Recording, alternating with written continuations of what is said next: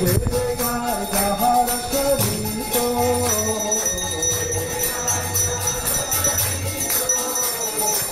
গুরু করুণা সিন্ধু অধম জনার বন্ধু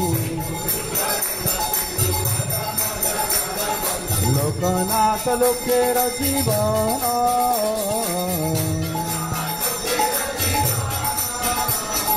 লোকনাথ লোকের জীবন